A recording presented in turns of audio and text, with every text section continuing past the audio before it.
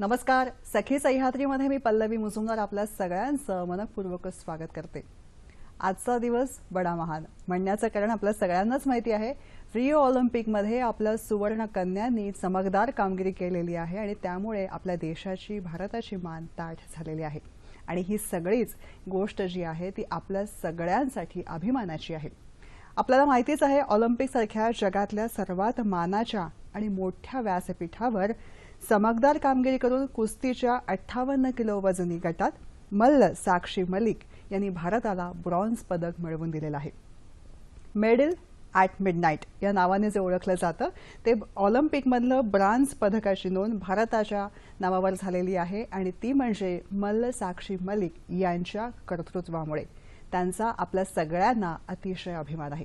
आणि याच बरोबरीने कालच्या दिवशी आणखीन एक चमकदार कामगिरी रिओ ऑलिम्पिकमध्ये घडलेली आहे. आणि आपल्या सगळ्यांनाच माहिती आहे भारताची बॅडमिंटनपटू पी.व्ही. सिंधूनं रिओ ऑलिम्पिकच्या अंतिम फेरीमध्ये प्रवेश केलेला आहे.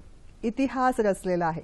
काल झालेल्या उपांत्य फेरीत सिंधूनं जपानच्या 6व्या मानांकित निझोमी ओकुहाराला 21-19, 21-10 असं सरळ सेटमध्ये हरवलंय. सिंधूच्या सरळ सरळ असलेल्या स्मॅशर्स पुढे आणि जोरदार स्मॅशर्स पुढे ओकुहाराचा टिकाव लागला नाही. संपूर्ण खेळामध्ये सिंधूचं वेगळेपण असं होतं की तिने जी जोरदार खेळी केली त्याच्यामध्ये चूक केली नाही. कोणतीही चूक न करता तिची ही खेळी झाली आणि हा विजय तिने मिळवलेला आहे. तिचं आपल्या सगळ्यांनाच अभिमान आहेच आहे. आणि त्याचबरोबर तिचे प्रशिक्षित गोपीचंद सुद्धा आपल्याला दिसत आहेत. राष्ट्रपती, पंतप्रधान या सगळ्यांनी तिचं अभिनंदन केलेलं आहे. अग्रमानांकित अशा स्पेनच्या कॅरोलिन मरीनची. तेव्हा आपल्या सर्वांतर्फे, सह्याद्री वाहिनीतर्फे, सखी सह्याद्रीतर्फे तिला भरपूर शुभेच्छा आहेतच. बरोबर. याबरोबरीने आजचा दिवस आणखीन वेगळा आहे. आज आहे जागतिक पातळीवरचा फोटोग्राफी दिवस. फोटोग्राफ्स किंवा पिक्चर्स, इमेजेस हे आपल्या आयुष्यामध्ये फार मोठी भूमिका निभावत असतात. मागे वळून बघतो तेव्हा मागे वळून बघत असताना या आठवणी ज्या आहेत हा आठवणींचा अल्बम उलगडतो तो फोटोग्राफ्सच्या माध्यमातून. हे फोटोग्राफ्स आपण त्यावेळी नकळतपणे खेचलेले असतात, नकळतपणे घेतलेले असतात. आज सेल्फीच्या युगामध्ये फोटोग्राफ्स ही खूप हँडी गोष्ट झालेली आहे, सहज साध्य गोष्ट आहे. पण फोटोग्राफ्स ही आपल्या आयुष्यामधली अतिशय महत्त्वाची गोष्ट आहे.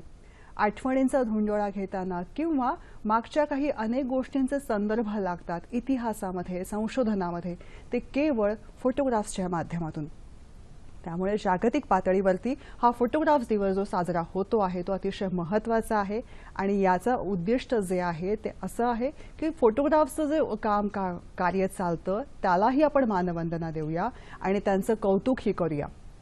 फोटोग्राफ ही संकल्पना महत्त्वाची आहे. संशोधनामध्ये येते, संदर्भांमध्ये येते आणि आपल्या वैयक्तिक बाबी अधोरेखित करण्यासाठी तितकीच मोलाची ठरते. खरा तो एकशी धर्म जगाला प्रेम अर्पावे असं म्हणताना एक गोष्ट लक्षात येते ती म्हणजे माणसांनी माणसांशी माणुसकीनं वागणं म्हणजे मानवता. आज हे बोलण्याचं कारण असं 19 ऑगस्ट हा संयुक्त राष्ट्रसंघाने जागतिक पातळीवर मानवता दिवस म्हणून जाहीर केलेला आहे.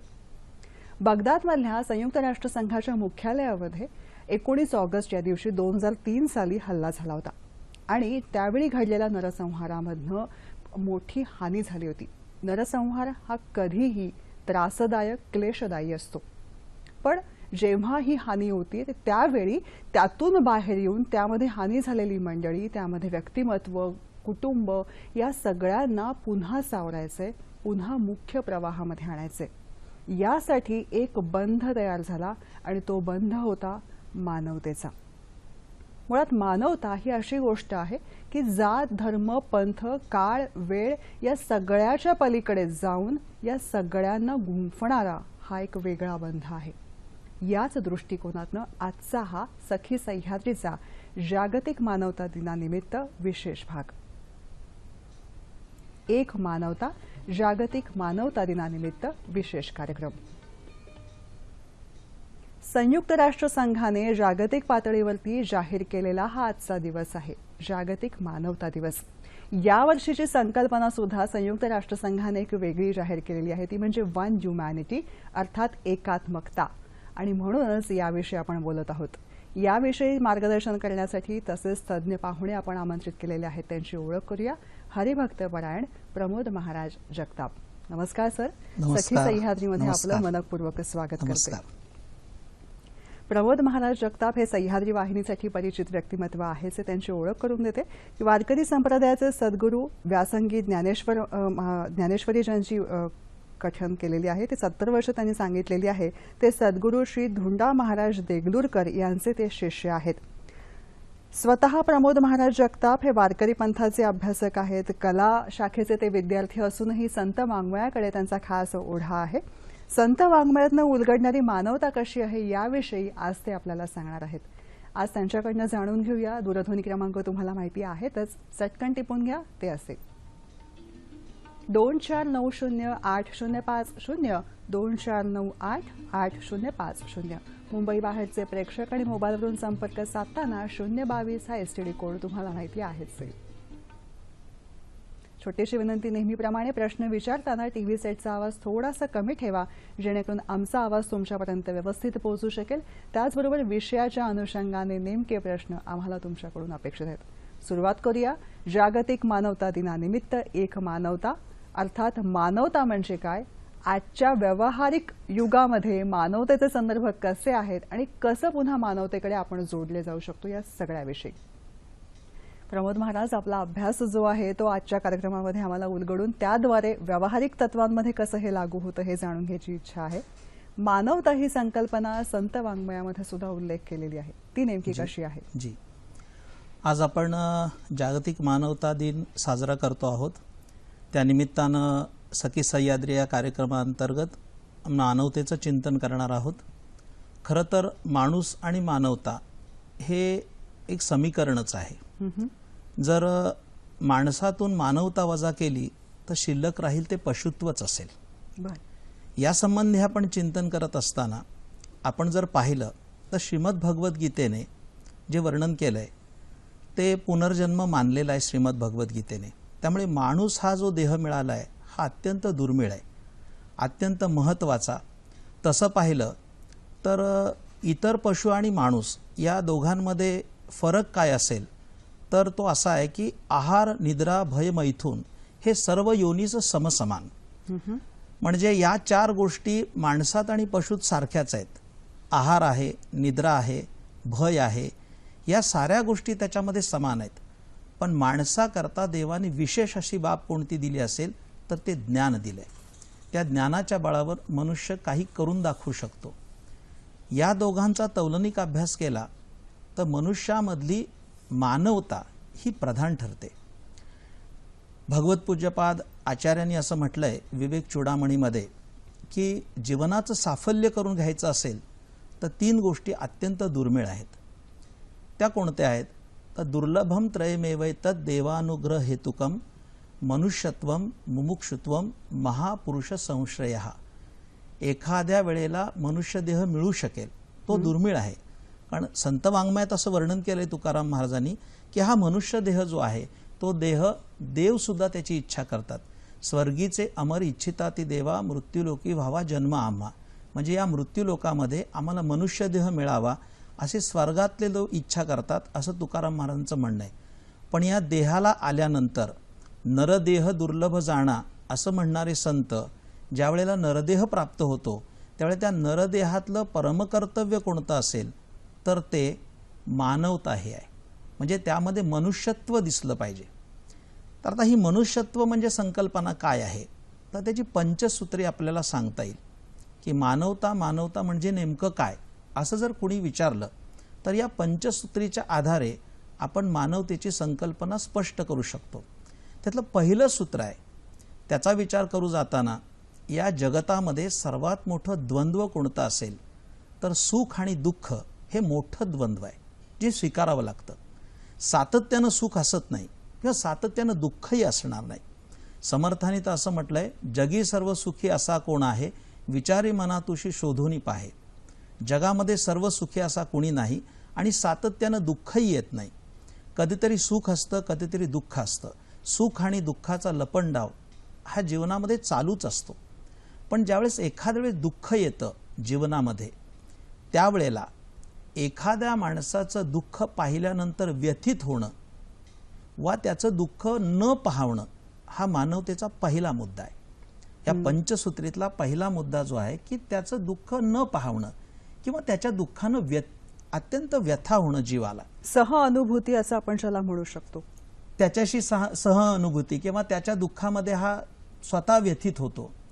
हे झाल्यानंतर त्याच्या दुःखाची जाणीव होणं हा दुसरा मुद्दा आहे. बरं. की तो कशामुळे दुःखी झालाय त्याचं दुःख जाणून घेणं हा दुसरी पायरी आहे. त्यानंतर तिसरी पायरी जी आहे ती त्या दुःखाची कारणं शोधून त्या दुःखामध्ये त्याला मदत करणं.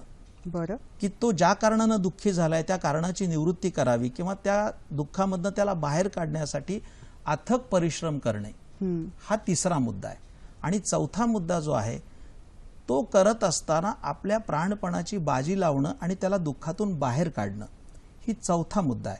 आणि पाचवा जो मुद्दा आहे की ज्या वेळेला त्याच्या दुःखाची निवृत्ती होते आणि त्या निवृत्तीनंतर त्याच्या तोंडावर असणारा आनंद किंवा त्याला प्राप्त होणारा आनंद, त्या आनंदामध्ये स्वतः आनंदी होणं.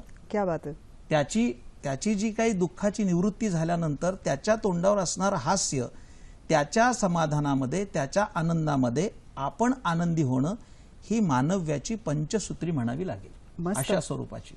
म्हणजे भावभावनांनी संपन्न होणं आणि त्यातून एक असीम आनंद प्राप्त करणं अशी ही वेगळी संकल्पना आहे. काय आहे मानवतेचं, हे काय आहे ते मानवतेचे वेगवेगळे पैलू आणखीन जाणून घेऊया या छोट्याशा विश्रांतीनंतर सखी सह्याद्रीमध्ये.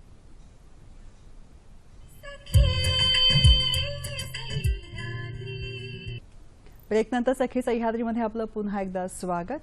जेव्हा आपण असं म्हणतो की मानवता हा एक धर्म आहे, मग तो आचरणात कसा आणावा, कधी, कुठे, कसं. आज भौतिक युगामध्ये आपण धावत असताना दिशा काय असावी आणि वाट काय असावी असे अनेक प्रश्नांचे भोरे आपल्या भोवती नाचत असतात. आणि त्याचाच माग शोधण्याचा हा प्रयत्न आजच्या सखी सह्याद्रीच्या माध्यमातून जागतिक मानवता दिनाच्या निमित्ताने आणि हरिभक्त परायण प्रमोद महाराज जगताप आज आपल्याला मार्गदर्शन करतात. कार्यक्रमातला पहिला फोन आलाय, तुमच्या परवानगीने तो घेते. डॉक्टर शुभदा देशपांडे आपल्याशी बोलतात दादरहून. आता ज्या सध्या बलात्काराच्या केसेस भरमसाठ होतात, तर त्याच्यासाठी आपण मानवता लोकांच्या अंगी उतरवून ह्याचं प्रमाण कसं कंट्रोलमध्ये आणू शकू. धन्यवाद. धन्यवाद. हां, आता आपला जो प्रश्न आहे, या घटना ज्या घडत आहेत या मानव्याला निश्चितच काळीमा लावणाऱ्या आहेत. कारण मानवता जी अवलंबून आहे किंवा त्याचं जे अधिष्ठान आहे त्याच्यामध्ये नीतिमत्ता ही पहिल्यांदा मानावी लागेल. कारण मानवतेमध्ये प्रधान नीती आहे. जर नीतिमूल्यांची पायमल्ली झाली तर अशा घटना घडू शकतात. या निश्चितच निषेध करण्याजोग्या आहेत, त्या निश्चितच निंदनीय आहेत, अक्षम्य आहेत. त्याकरता मानवतेचा पुरस्कार केला पाहिजे, मानवतेची नीतिमूल्ये त्यांना शिकवली पाहिजेत. असे नराधम जर असे काही प्रयोग करत असतील किंवा त्यांच्या विकृतीचं घडवत असतील दर्शन, तर ते मानव्याला काळीमा फासणार आहे. मुळात मानवता हा संस्कारांचा भाग जास्त आहे असं आपल्याला वाटतं का? हो, संस्कार तर त्यामध्ये प्रधान आहेच आहे. निश्चित स्वरूपानं आहे की मनुष्य जन्माला आल्यानंतर तर तो बाळबोधच आहे, त्याच्यावर संस्काराची आवश्यकता आहे. संस्कारांनाच तो मानव्यापर्यंत जाऊ शकतो हे तर आपण जाणू शकतो. आणि त्यामुळे ही चांगल्या संस्कारांचं आदान प्रदान बालवयापासून अगदी जीवनभर चालूच असतंय त्या माणसाचं. पण त्याकरता त्यांनी या संस्कारांचं स्वतः ग्रहण केलं पाहिजे, जीवनामध्ये ती उतरली पाहिजेत आणि त्याचं दर्शन लोकांना झालं पाहिजे, त्याला स्वतःलाही आणि इतर समाजालाही. जेव्हा आज भौतिक युगामध्ये आपण वावरत आहोत तेव्हा तत्व, मूल्य या सगळ्यांना आपण एका बाजूला, व्यक्ती ही बऱ्याचदा एका बाजूला ठेवते आणि व्यावहारिक युगामध्ये वेगळी वाटचाल असावी असा काहीसा ग्रह करून घेतल्यामुळे तत्व, मूल्य या सगळ्याला कुठेतरी फाटा देण्याचा प्रयत्न केला जातो असं आपल्याला वाटतं का? आजच्या धकाधकीच्या युगामध्ये मनुष्य संगणकी युगामध्ये जगतो आहे. एका बाजूला त्याची भौतिक विकासाची भूमिका पाहिली तर माणसाच्या भौतिक विकासाचा आलेख असा प्रतिक्षण वर्धमान आहे, हे आपण पाहू शकतो. परंतु त्याचबरोबर सांस्कृतिकदृष्ट्या तो ढासळतो आहे, ही तत्वचिंतकांची फार मोठी समस्या आहे म्हणा किंवा त्यांना ती शोकांतिका वाटते आहे म्हणा. अशा वेळेला आज आपण जर पाहिलं जनमानसाकडे तर असं चित्र दिसतं की माणूस हळूहळू आत्मकेंद्रित व्हायला लागलाय आणि आत्मकेंद्रित होत असताना तो या तत्वांची पायमल्ली करतो आहे. पण त्यांनी तत्वनिष्ठा सोडली नाही पाहिजे, तो तत्वाशी बांधून असला पाहिजे. जर तत्वनिष्ठा त्यांनी सोडली तर त्याचं मानव्य संपून जाणार. अगदी खरं. आणि तो मानव्य संपल्यानंतर मनुष्य या संकल्पनेलाच कुठेतरी बाधा आणतोय असं होईल. कारण तुकाराम महाराजांनी असं म्हटलंय की देवे दिला देह भजना गोमटा, तोया झाला फाटा बाधिकेचा. ज्या करता हे शरीर मिळालं आहे, मनुष्य देह मिळाले आहे, त्याची काही निर्मितीच्या मागची कारणं असतील की दिली इंद्रिय, हात पाय कान डोळे मुख बोलाया वचन. ही तुकाराम महाराजांची वचनं जर संत साहित्यातली आपण पाहिली तर तुकाराम महाराज आदी संतांनी, ज्ञानेश्वर महाराज, तुकाराम महाराज, एकनाथ महाराज यांनी या सगळ्या संकल्पना त्यामध्ये दिलेल्या आहेत. खरं तर आयुष्याच्या साधने सच्चिदानंद पदवी घेणे, इतुला अधिकार नारायणी कृपावलोकने दिदला. मी आत्ता म्हणालो की नाही की इतर पशु आणि माणूस याच्यात मोठा फरक कोणता असेल तर माणूस हा वेगळाच आहे. म्हणजे अगदी सामान्यपणानं पाहिलं, अगदी सामान्यपणा तर इतर पशु असे आडवे आहेत, मनुष्य हा एकमेव प्राणी असा आहे की जो उभा आहे आणि तो द्विपाद आहे. त्याची बुद्धिमत्ता, त्याला दिलेलं ज्ञान याच्या बळावर त्यांनी तत्व जोपासली पाहिजेत आणि आपल्या जीवन प्रणालीचा असा एक बंध निर्माण केला पाहिजे आणि आपण माणूस आहे हे सिद्ध केलं पाहिजे. हे सिद्ध करणं जे आहे ना ते अतिशय छान तर तुमच्याकडनं आलं की माणूस म्हणून आहोत हे सिद्ध केलं पाहिजे. पण बऱ्याचदा सिद्ध करण्यामागे भूमिका या वेगळ्या वेगळ्या असतात आणि सिद्ध करण्याच्या प्रवाहामध्ये नैतिकता गमावण्याची भीती ही आजच्या मानवाकडनं जास्त व्यक्त होते आहे, मानवाप्रती, मानवाकडून.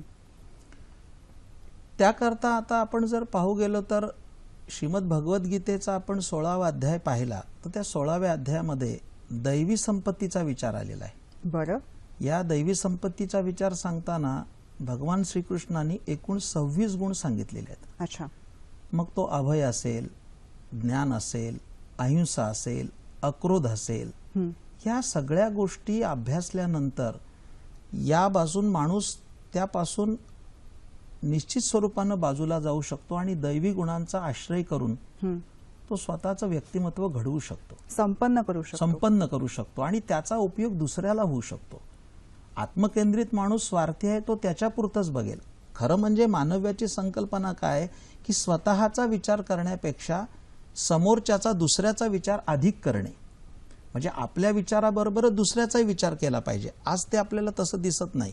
उदाहरण द्यायचं झालं तर आपण आता मुंबईमध्ये निघाल्यानंतर लोकलला प्लॅटफॉर्मला एखादा माणूस पडला तर त्या माणसाला उचलण्यापेक्षा मला माझ्या ड्युटीवर पोहोचण्याकरता ती लोकल पकडलीच पाहिजे, त्या पडलेल्या माणसाकडे दुर्लक्ष करणं हे काही मानव्यामध्ये बसणार नाहीये.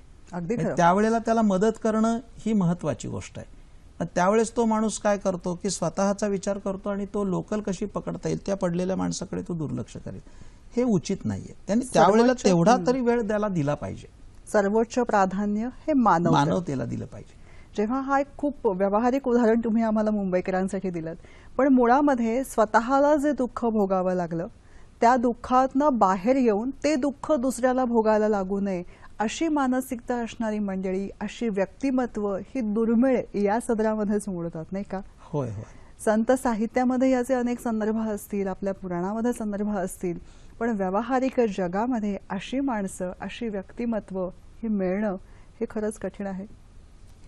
याकरता महाभारतामध्ये एक फार सुंदर असा दृष्टांत आलेला आहे. म्हणजे दुःख हे येणार आहे, पण दुःख आपल्याला जर एखादं दुःख आलं तर ते दुःख दुसऱ्याच्या वाट्याला जाऊ नये याची दक्षता घेणं हे सुद्धा मानव्याचं लक्षण आहे. बरं. त्याकरता महाभारतात एक अत्यंत सुंदर दृष्टांत आलाय, तो मी आपल्याला सांगू इच्छितो. आणि तो कोणता असेल तर ज्या वेळेला महाभारती युद्ध पेटलं आणि जवळपास कौरवांचा ऱ्हास व्हायची चिन्ह दिसायला लागली, अशा वेळेला दुर्योधनाचा जिवलग मित्र असणारा अश्वत्थामा यांनी एक षडयंत्र रचलं आणि पांडवांच्या शिबिरात तो गेला आणि झोपलेले पांडव होते त्या पांडवांचा शिरच्छेद केला आणि एका परातीमध्ये ती 5 मुंडकी घेऊन आला. आणि विकलांग झालेला दुर्योधन, मरणासन्न अवस्थेत असणारा दुर्योधन, त्याला ती 5 मुंडकी दाखवली. ती 5 शिरं दाखवून विकट हास्य करत तो म्हणाला, ही 5ही पांडव मी कापून आणलेत. आता पांडव संपले आहेत आणि कौरव विजयी झालेत. अत्यंत विकलांग झालेला तो दुर्योधन, पण त्यालाही माहीत होतं की जोपर्यंत भगवान श्रीकृष्ण पांडवांच्या पाठीशी आहे तोपर्यंत त्यांच्या केसालाही धक्का लागणार नाही.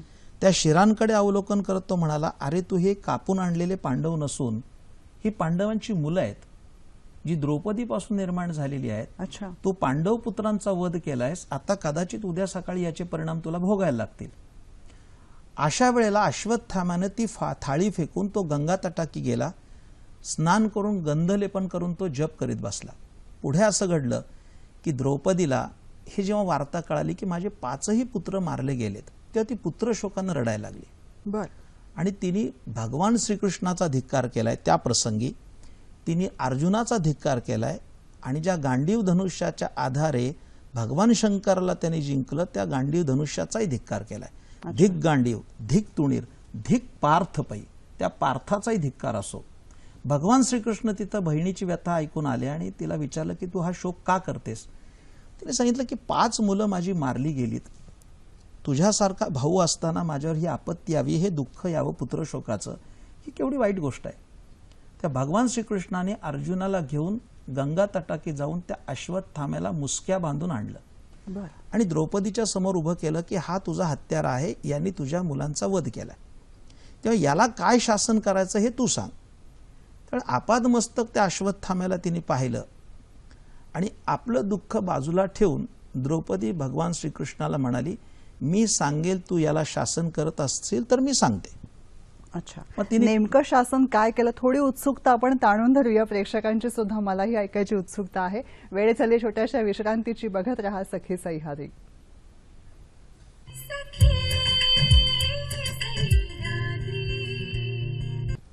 ब्रेकनंतर सखी सह्याद्रीमध्ये आपलं पुन्हा एकदा स्वागत. जागतिक मानवता दिनानिमित्त हरिभक्त परायण प्रमोद महाराज जगताप आपल्याला मार्गदर्शन करतात. मगाशी एका वेगळ्या मोडवरती आपण थांबलेलो होतो, ते म्हणजे उत्सुकता सगळ्या प्रेक्षकांची ताणलेली आहे. आपण महाभारतामधली गोष्ट सांगत होता.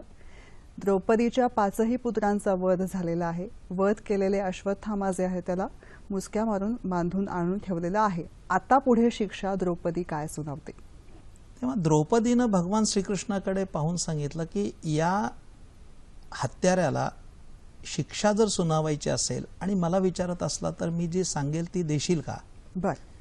तर भगवान श्रीकृष्णाने सांगितलं तू सांगेल ती मी करीन. खरं तर 7 चिरंजीवामध्ये हा एक आहे.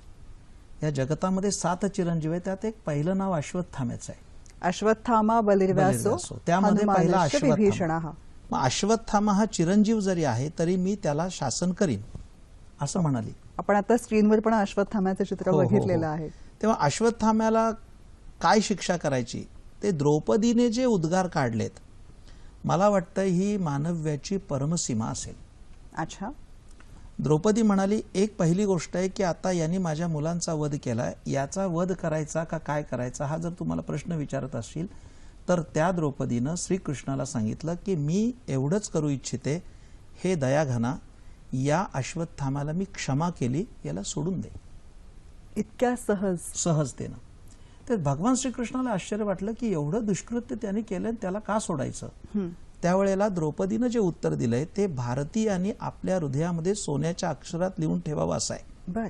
द्रौपदी असं म्हणाली की त्याला जर मारलं तर मी जे पुत्र शोकाचं दुःख भोगते आहे हे त्याच्या आईला भोगावं लागेल, ते भोगायला येऊ नये म्हणून हिला सोडून दे. किती दूरदृष्टी ही जी विचार, त्यातली मानवता आहे द्रौपदीची, मानवता. तिने जी क्षमा केलेली आहे, क्षमा हे मानवतेचं अंग आहे. ही जी क्षमा केली आहे ही क्षमा पराकोटीची आहे. एवढी क्षमा सांप्रत काळात तर कुणी करणार नाही. पण द्रौपदीने तो आपल्याकरता आदर्श घालून दिला की मुलांची हत्या झाली असताना सुद्धा ते दुःख गौतमीला होऊ नये, म्हणजे अश्वत्थाम्याच्या आईला होऊ नये. तिचं त्यात मातृत्व असेल, दुसऱ्या मातेची तिने केलेली कदाचित ती विचार असतील तिचे की बा मला जे दुःख आलंय ते तिला दुःख होऊ नये. ही जी काळजी द्रौपदीने घेतलेली आहे ही निश्चित चालू घडामोडीमध्ये आजच्याच व्यवहारामध्ये माणसांनी त्याचा विचार केलाच पाहिजे. खरंय. अर्थात ही पुराणं जी आहेत ही पुराणं आम्हाला अशा पद्धतीचं मार्गदर्शन दिग्दर्शन करतात की हे माणसांपर्यंत आलं पाहिजे की हे जे पुराणांनी आम्हाला दिलेली शिकवण आहे आणि त्याकरता पुराण श्रवण केलं पाहिजे, वाचलं पाहिजे या खरंय. धकाधकीच्या युगात सुद्धा. काही मुळात त्यातल्या कथा या असं या दिशादर्शक असतात.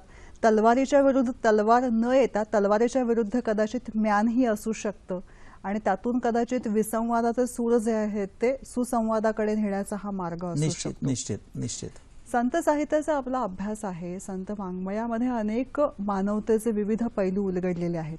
प्राचीन, अर्वाचीन आणि व्यावहारिक असे मी 3 भाग पाडते.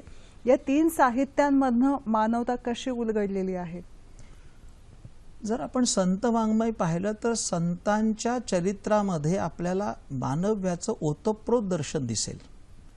कारण संतांचा परिचय करून घेत असताना ज्ञानेश्वर महाराजांचा परिचय जर आपण पाहिला तर त्यांनी भिंत चालवली, रेडा बोलवला, किंवा सच्चिदानंद बाबा नामक एका माणसाला मृत्यूशयेवरनं उठवलं, तो मेला असताना सुद्धा त्याला उठवलं. एवढी मर्यादित ओळख ज्ञानेश्वर महाराजांची असू शकत नाही. ज्ञानेश्वर महाराज आणि त्यांची मानवता हा एक स्वतंत्र विचार आहे. तसं पाहिलं तर आपण पसायदान जर पाहू गेलो तर त्या पसायदानामध्ये ज्ञानेश्वर महाराजांचा अन्वयी छळ झाला. ज्ञानेश्वर महाराजांच्या 22 वर्षाच्या आयुष्यामध्ये त्यांना दुःख आणि दुःखच भोगावं लागलं. समाजाने वाळीत टाकलं, बहिष्कृत केलं, अन्नान्न दशा झाली. पण असं असताना देखील ज्ञानेश्वर महाराजांनी आपल्या गुरूंजवळ अर्थात विश्वात्मक देवाकडे पसायदान मागताना पहिली आठवण जर कोणती झाली असेल तर ती खळाची झाली. जे खळाची व्यंकटी सांडो, पसायदानातली पहिली मागणी जी आहे ती खळाची व्यंकटी सांडो अशी आहे. हे ज्ञानेश्वर महाराजांचं त्यातलं मानव्य आहे. त्या दृष्टीनं आपण ज्ञानेश्वर महाराजांकडे पाहिलं पाहिजे. क्या बात आहे. संत एकनाथ महाराजांचं जीवनपट पाहत असताना स्वतः आपण अनेक उदाहरणं त्याच्यामध्ये पाहतो. त्यामध्ये गोदेच्या स्नानाला गेलेले, गोदावरीच्या स्नानाला गेलेले नाथ माध्यान्ह स्नानाच्या वेळेला त्या वाळूमध्ये, तळपणाऱ्या वाळूमध्ये, तापलेल्या वाळूमध्ये खेळणारे एक मूल पाय हुरपत असताना त्याने उचलून घेतलं. ही त्यांची खूप मोठी भूमिका आहे तशी पाहिली तर. जात धर्म पंथ याच्या पलीकडे जाऊन एकनाथ महाराजांचं ते मानव्य खूप मोठं आहे.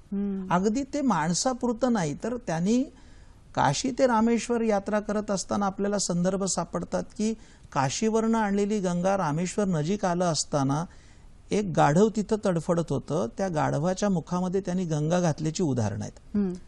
म्हणजे सर्वाभूती पाहे एक वासुदेव, पुसून या ठाव अहंतेचा. म्हणजे त्यांनी अशा स्वरूपानं केलं की बाबा माणसावरच परोपकार केला पाहिजे असं नाही, तर तो प्राणी जरी असला तरी तो पाण्यानं तरफडतोय. हजारो किलोमीटर त्यांनी कावड आणली होती. त्यांच्याबरोबरचे सहकार्याने असं वाटलं असेल की नाथ महाराजांनी ही एवढ्या वेळ चालून आलेली कावड गाढवाच्या मुखामध्ये घातली, हे चुकीचंच वागले. परंतु त्यांनी त्या ठिकाणी त्या पशुमध्ये सुद्धा देवत्वाचं दर्शन केलंय. सर्व सजीव, सर्व जन नोहे हा अवघा जनार्दन, हे संपूर्ण जग हा देवच आहे, ही त्यांची संकल्पना. आणि त्या गाढवाला पाणी पाजलं. ही प्राचीन संतांचा विचार करा. अगदी अर्वाचीन संतांमध्ये अलीकडच्या कालखंडामध्ये आपण उत्तम उदाहरण गाडगे महाराजांचं घेऊ शकतो. गाडगे महाराजांचं जीवनचरित्र पाहिलं तर गाडगे महाराजांचं सर्वात मोठं वैशिष्ट्य काय होतं तर गाडगे महाराज कधीही मंदिरात गेले नाहीत. संत गाडगे महाराजांचा हा एक विशेष आहे. मंदिरात गेले नाहीत. पण तरी पण त्यांना आपण कायम संत म्हणूनच संबोधन, त्यांना राष्ट्रसंत अशी पदवी देण्यात आली. राष्ट्रसंत आज आपण जे काही स्वच्छतेचा मंत्र आपण जोपासत आहोत, म्हणजे स्वच्छता अभियान आता शासनानं निर्माण केले ते त्यांच्या नावानेच केलंय. पण राष्ट्रसंत तुकडोजी महाराज आणि राष्ट्रसंत गाडगे महाराज हे जे संतद्वय होतं, म्हणजे हे जे अलीकडच्या काळातले या शतकातील संत होते, यांनी खूप मोठी काही मानव्याची आम्हाला उदाहरणं दिलेली आहेत. त्या मानव्याचा आपण जर विचार केला तर निश्चित स्वरूपानं आपण ते पाहू शकतो. म्हणजे उदाहरण मी आपल्याला देत होतो की संत गाडगे महाराज ही मंदिरात गेले नाहीत. उलट पक्षी संत कबीराचा दाखला त्यांनी असा दिला की जत्रा में फतरा बिठाया तीर्थ बनाया पानी दुनिया भैरे दिवानी पैसे की धुलधानी. म्हणजे तो देव मंदिरात नाही असं गाडगे महाराज म्हणायचे.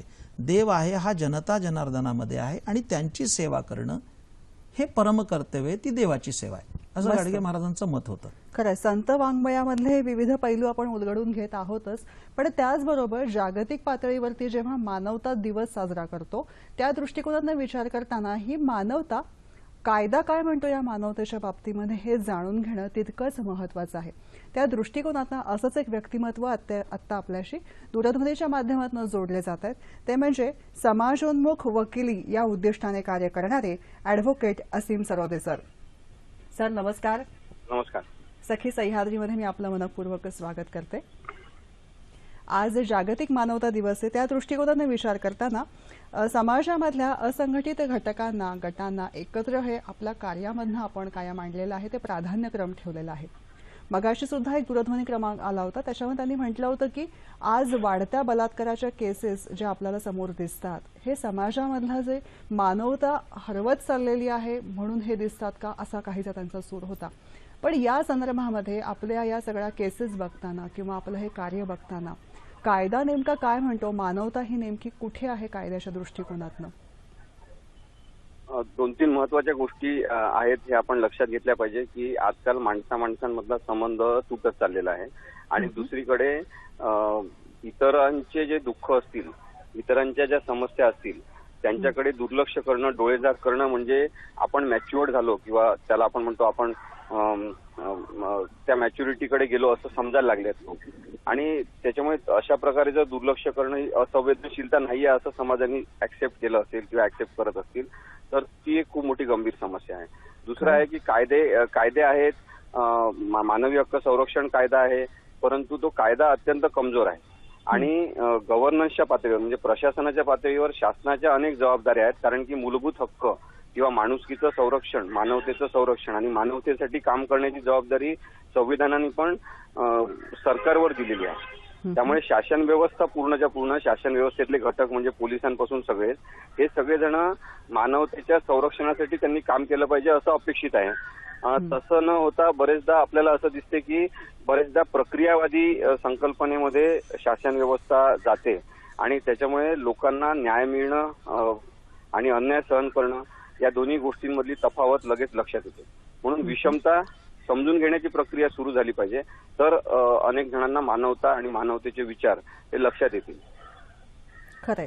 जेव्हा कृतिशीलतेची गरज आहे असं आपण म्हणतो, त्याबरोबरीने आज समाजामध्ये कोणती नैतिक मूल्य ही कायद्याच्या बरोबरीने आवश्यक आहेत असं काहीसं आपल्याला वाटतं?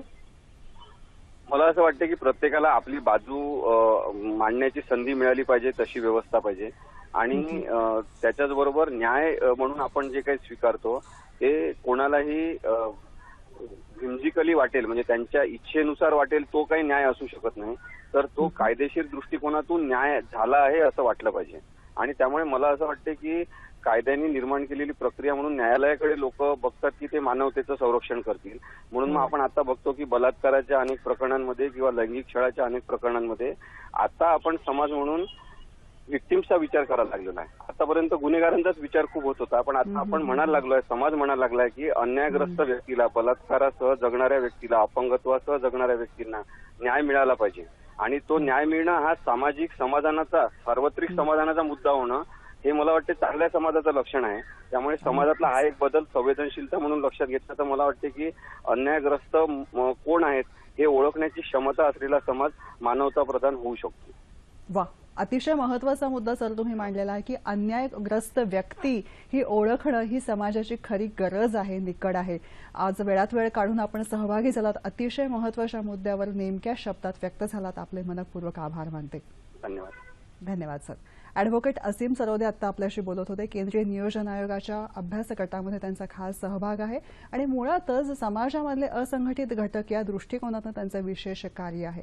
आज मानवता दिनाच्या निमित्ताने त्यांचे विचार ऐकायला आपल्याला मिळणं हे अतिशय महत्त्वाचं आहे. आणखीन जाणून घेऊया वेळेत छोट्याशा विश्रांतीची. बघत रहा सखी सह्याद्री.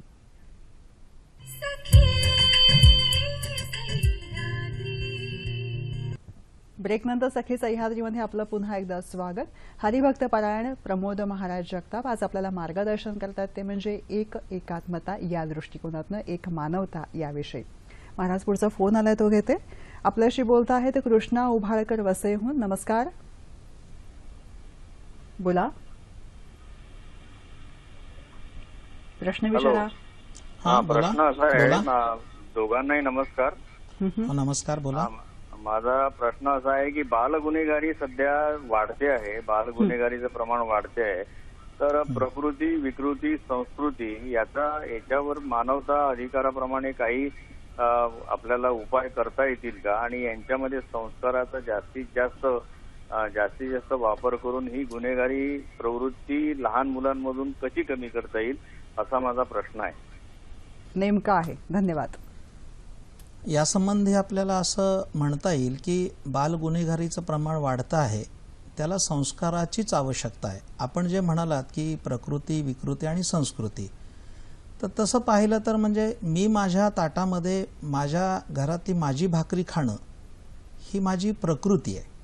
पण माझ्या दारामध्ये एखादा माणूस भुकेला आला तर त्याला त्यातली अर्धी भाकरी देणं ही माझी संस्कृती आहे. पण दुसरा जेवत असताना त्याच्या ताटातली भाकरी हिरावून घेणं ही माझी विकृती आहे. या तिघांचा विषय जर पाहिला तर प्रकृतीनं जगतो तो मानव, संस्कृतीनं जगतो तो देव होतो आणि विकृतीनं जगतो तो दानव होतो. या तीनही प्रवृत्ती आपल्याला समाजामध्ये दिसतात. मुलांचं संगोपन करत असताना त्यांच्यावर संस्कार देणं हे सर्वात महत्त्वाचं पालकांचं कर्तव्य आहे. हे आपण जाणलं पाहिजे, लक्षात ठेवा. कारण त्यांच्यावर संस्कार केले तर ती मुलं चांगली पुढे होऊ शकतात. जर संस्कारच झाले नाहीत तर ती मुलं अशा प्रकारानं गुन्हेगारी जगतामध्ये ओढली जाऊ शकतात. त्याकरता ते अनेक वाममार्गाला जाऊन आपलं जीवन दूषित करू शकतात. त्याकरता संस्काराचीच प्रधान आवश्यकता आहे. आणि जसं आपण पाहिलं की ही जी मोठी सर्व व्यक्तिमत्व झाली त्यामध्ये अगदी छत्रपती शिवाजी महाराज असतील, आपण पाहतो की जिजाबाईंनी त्यावेळेस त्यांना रामायण, महाभारत अशा प्रकारच्या कथा ऐकवलेल्या आहेत. जगद्गुरू संत तुकाराम महाराजांच्या कीर्तनाला जिजाबाई त्यांना घेऊन जात होत्या. अशा स्वरूपाचं संगोपन बालसंगोपन हा महत्त्वाचा मुद्दा आहे. त्यावेळेला लहानपणी त्याच्यावर संस्कार केले पाहिजे, ज्याला बाळकडू पाजणं म्हणतात. आलं का लक्षामध्ये? किंवा मग त्याला आपण जे म्हणतो की त्या लहान मुलांना आपण ते संस्कार देत असताना बाळकडू दिलं पाहिजे, म्हणजे केवळ औषधानं त्याचा पिंड पोचला जाईल. पण ह्या नैतिक मूल्यांचं शिक्षण त्या मुलाला त्या काळामध्ये देणं ते जे त्याच्या आयुष्यभर त्याला उपयोगी पडणार आहे. एक मोठी शिदोरी मिळते, एक मोठी शिदोरी आहे, त्याला ती दिलंच पाहिजे आणि ते पालकांचं परम कर्तव्य आहे. अगदी असं आहे. खरंय. याचबरोबरीने संत वाङ्मयाची शिकवण काय आहे आणि आजचं जग जे आहे ते नेमकं भौतिक युग कसं आहे याविषयी जाणून घेऊया. त्यासाठी नाशिकहून व्याख्याते स्वानंद पेदरकर आपल्याशी जोडले जात आहे दूरध्वनीच्या माध्यमातून. नमस्कार. नमस्कार. नमस्कार स्वानंदजी, सखी सह्याद्रीमध्ये आपलं मनपूर्वक स्वागत करते. हो, धन्यवाद. धन्यवाद. संत साहित्य जे आहे त्यामध्ये उल्लेख केलेले विचार, आचार आणि त्याचबरोबरीने त्यांची शिकवण आणि आज आपली असलेली वाटचाल याविषयी आपला अभ्यास काय सांगतो? मानवता या धर्माविषयी. मानवता धर्म हा संतांनी डोळ्यापुढे ठेवूनच आपली सगळी रचना आणि वाटचाल मुख्यत्वे केलेली आहे. हे आपल्याला त्यांचे सगळे अभंग किंवा इतर रचना ज्या आहेत ते वाचल्यानंतर लक्षात येईल. अगदी ज्ञानेश्वरांपासून सुरुवात करायची झाली तर माऊलींनी असं म्हटलंय की जे जे भेटे भूत ते ते मानिजे भगवंत.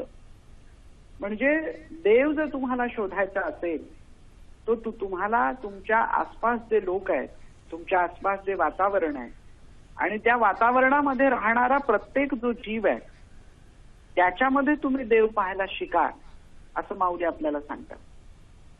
आणि संतांनी जो देव पाहिला तो माणसामध्ये पाहिला.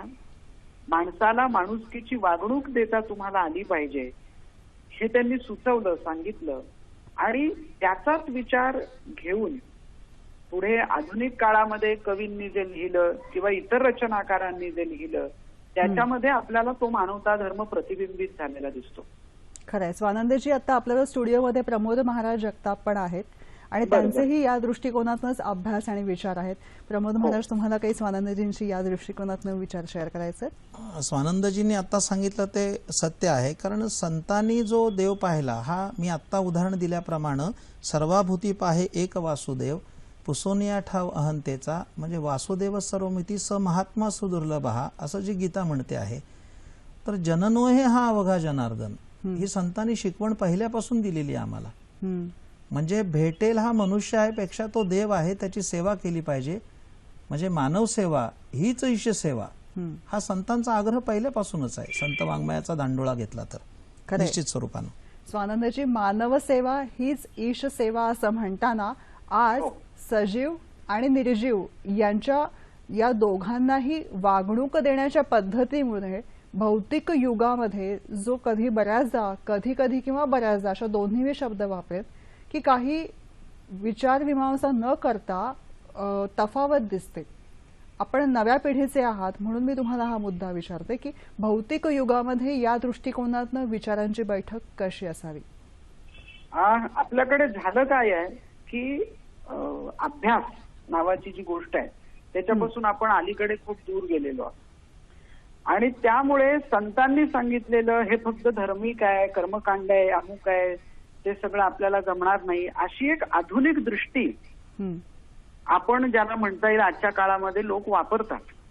पण ते चुकीचं आहे. म्हणजे संतांनी सांगितलेला विचार आपण आजच्या परिस्थितीमध्ये जर सामाजिक परिप्रेक्षामध्ये पाहिला तर आपल्या असं लक्षात येईल की संतांनी जे सांगितलंय ते सामाजिक अभिसरणाचं एक मोठं योगदान आहे. म्हणजे अगदी साधी गोष्ट आपण बोलायची म्हटली तर आपण जे हरिपाठाचे अभंग म्हणतो, गावोगावी अगदी गल्लोगल्ली हरिपाठाचे अभंग म्हटले जातात. नव्या पिढीच्या कानावर ते पडतात पण नवी पिढी त्याच्याकडे दुर्लक्ष करते. याचं कारण अभ्यास नाही. अगदी हरिपाठातली एक ओवी अशी आहे की भावे विण भक्ती, भक्ती विणे मुक्ती, बळे विण शक्ती बोलू नये. ही एक ओळ आपण जर समजा बाजूला काढली आणि सामाजिक परिप्रेक्षामध्ये या माऊलींनी सांगितलेल्या ओवीचा विचार केला तर आपल्या असं लक्षात येईल की भाव जर तुमच्या ठिकाणी नसेल तर भक्ती ही फोल ठरते. भक्ती तुमच्या ठिकाणी नसेल तर मुक्तीचा ध्यास तुम्ही धरत असाल तर तो फोल ठरतो. आणि तुमच्याकडे कुठलीही शक्ती नसेल आणि तुमच्या ठिकाणी बळ नसेल आणि तुम्ही शक्तीच्या गोष्टी करत असाल तर ते फोल ठरेल. अगदी खरं. हे आपण सामाजिक परिप्रेक्षात बघूया की तुमच्या ठिकाणी कोणाला मदत करण्याची भाव नसेल तर तुम्हाला मानवतेच्या ठिकाणी निर्माण करण्याची जी भक्ती आहे ती होणार नाही. बरोबर आहे. स्वानंदजी, आपण व्याख्याते आहात, नाशिकमधून खास दूरध्वनीच्या माध्यमातून आज जोडले गेलात आणि आजच्या युगामधली ही संकल्पना उलगडून सांगितली तर आपले मनपूर्वक आभार मानते. धन्यवाद. धन्यवाद. मनी नाही भाव आणि देवा मला पाव, हे एक बोली भाषेमधलं जे वाक्य आहे ते आज भौतिक युगामध्ये वेगवेगळ्या रूपामध्ये आपल्याला बघायला मिळतं, नाही का महाराज? हो हो. आपण मगाशी म्हणत होतो ते म्हणजे वेगवेगळे राष्ट्रसंत तुकडोजी महाराज, राष्ट्रसंत गाडगे महाराज यांनी ज्या संकल्पना साहित्यामध्ये किंवा पूर्वी ज्या उलगडून सांगितलेल्या आहेत त्या आज शासन पातळीवरती सुद्धा त्यांचा आवर्जून उल्लेख करून त्या स्वच्छतेचा मंत्र आहे किंवा अजून वेगवेगळ्या सर्वधर्म समभाव आहे या संकल्पना उलगडल्या जात आहेत. ते वाङ्मय आजही तितकंच प्रकर्षाने उपयोगी आहे आणि त्याची पुन्हा रुजवण्याची गरज आहे. संत वाङ्मय जे आहे ते संत वाङ्मय प्राचीन आणि अर्वाचीन आपण जे पाहतो आहोत हे केव्हाही जगताच्या अंतापर्यंत समाजाला मार्गदर्शन करीतच राहणार आहे. म्हणजे ते जुनं आहे म्हणून कालबाह्य आहे असं होत नाही. संतांचं वाङ्मय हे दीपस्तंभाप्रमाणे समाजाला मार्गदर्शन करणार आहे. आपण गाडगे महाराजांचा विचार मगाशी पाहत होतो की गाडगे महाराज कधीही मंदिरात गेले नाहीत. गाडगे महाराजांनी देव पाहिला तो जनमानसामध्ये पाहिला. ज्या पद्धतीनं तुकाराम महाराजांनी वर्णन केलंय, तीर्थी धोंडा पाणी देव रोकडा सज्जनी. राष्ट्रसंत तुकडोजी महाराज हे हातामध्ये झाडू घेऊन गाव स्वच्छ करत असत आणि सायंकाळी कीर्तन करत असताना समाज प्रबोधन करीत असत. लोकांना शिक्षणाचे पाठ देत असत. सर्वसामान्य माणसामध्ये त्यांनी देव पाहिला. राष्ट्रसंत तुकडोजी महाराजांनी लोककल्याणासाठी ग्रामगीता निर्माण केली. आपण ग्रामगीतेचा जर विचार पाहिला तर ग्रामगीतेमध्ये पदोपदी तुम्हाला मानव्याचं दर्शन घडेल. आपल्याला स्क्रीनवरती पण दिसतात गाडगे महाराज आणि तुकडोजी महाराज. त्यामध्ये वर्णन आपल्याला हे करता येईल की राष्ट्रसंत तुकडोजी महाराजांचा विचार असेल, राष्ट्रसंत गाडगे महाराजांचा विचार असेल, हे दोन संतद्वय घेऊन आज महाराष्ट्र शासनाने स्वच्छता मोहीम अवलंबलेली आहे, त्याकरता योजना केलेली आहे. पण मला तर वाटतं ही खूप उशिरा योजना केलेली आहे, परंतु ती कार्यान्वित आहे, ते चालू आहे काम. पण त्याचबरोबर म्हणजे केवळ ग्रामसफाई करणं, राष्ट्रसंत तुकडोजी महाराजांनी ग्रामगीतेत तर ते स्वच्छ वर्णन केलेलं आहे, पण तरीसुद्धा आपण त्याचबरोबर आपली वैचारिक शुद्धता करणं, हे महत्त्वाचं. वैचारिक शुद्धता ती तितकीच महत्वाची. केवळ ती घाण काढून चालणार नाही, परंतु आपली वैचारिक जी मतं आहेत ती हळूहळू सुधारली पाहिजेत, त्याची स्वच्छता झाली पाहिजे, ती शुद्ध बुद्ध चांग झाली पाहिजे, जेणेकरून आपण माणसांना चांगल्या पतीचा विचार देऊ शकू. खरंय. आपलं जे बालसाहित्य आहे त्यामध्ये सुद्धा श्यामची आई म्हणा, या सगळ्यामध्ये सुद्धा किंवा मनाचे श्लोक आहेत, यामध्ये पुन्हा मानवतेचाच धर्म वसलेला आहे, नाही का? निश्चित स्वरूपानं समर्थांनी जो मनाचे श्लोक दिलेले आहे त्याच्यामध्ये मानव्याचं दर्शन आहे. अगदी श्यामच्या आईमध्ये आपणही ती उतरणं पाहू शकतो की त्या बाईच्या डोक्यावर मोळी द्यायला आईने सांगितली. हे उदाहरण तर अत्यंत स्वच्छ आणि सुस्पष्ट सर्वांना माहीत असणार आहे. आपण त्याचा विचार करू शकतो. खरंय. मंडळी, मुळातच मानवता ही कुठे आहे? तुमच्या आमच्यामध्ये जडलेली आहे. फक्त ती कधी येईल आणि कधी त्या मानवतेचा धर्म आहे तो जो आपल्या आयुष्यामध्ये वापरायचा आहे ते कधी आता वापरा, आता त्याची गरज आहे ही सांगण्याची वेळ न येता ती एक उपजत क्रिया व्हायला हवी. तेव्हा तो धर्म आपल्या सगळ्यांमध्ये वसलेला आहे आणि आपल्या त्या कृतीमधून प्रत्येक वेळी नकळतपणे उलगडत जाईल. तेव्हा ती मानवता आपल्या खरीच नसानसामध्ये रुजलेली आहे असं म्हणता येईल. असं म्हणतात की लहान मूल जे असतं ते त्याला सांगितल्यावर जे शिकतं त्यापेक्षा अधिक गोष्टी या निरीक्षणामधून शिकतं. मग आपण स्वतःला वयाने मोठे जेव्हा समजतो तेव्हा आपल्या कृतीमध्ये या गोष्टी असतील तर निश्चितच त्या पुढच्या पिढीपर्यंत पोहोचतील. मानवता हा असाच एक संस्कार जो आपल्यामध्ये रुजलेला असेल तर तो नकळतपणे भावी पिढीपर्यंत पोहोचेल. आपल्या सर्व देशामध्ये तो पसरायला मदत होईल आणि त्यामुळेच आज समाजामध्ये जे अनेक प्रश्न आपल्यासमोर उभे आहेत त्या प्रश्नांची उत्तरं शोधण्याची वेळ या संस्कारांमधूनच आपल्यापाशी पोहोचेल. कसा वाटला आपल्याला कार्यक्रम नक्की कळवा. फेसबुक, जीमेलचे पत्ते आपल्यापाशी आहेतच, त्या माध्यमातून आपण संपर्कात राहूच. प्रमोद महाराज जगताप, आज आपण वेळ काढलात आणि सहभागी झालात, मी आपले मनपूर्वक आभार मानते. आपला अभ्यास खूप मोठा आहे, कार्य मोठं आहे, त्यालाही खूप शुभेच्छा देते. धन्यवाद. त्याचबरोबर मंडळी, दूरध्वनीच्या माध्यमातून ॲडव्होकेट असीम सरोदे आणि व्याख्याते स्वानंद पेदरकर आपल्याला सहभागी झाले. त्या दोघांचेही मनपूर्वक आभार. धन्यवाद. नमस्कार.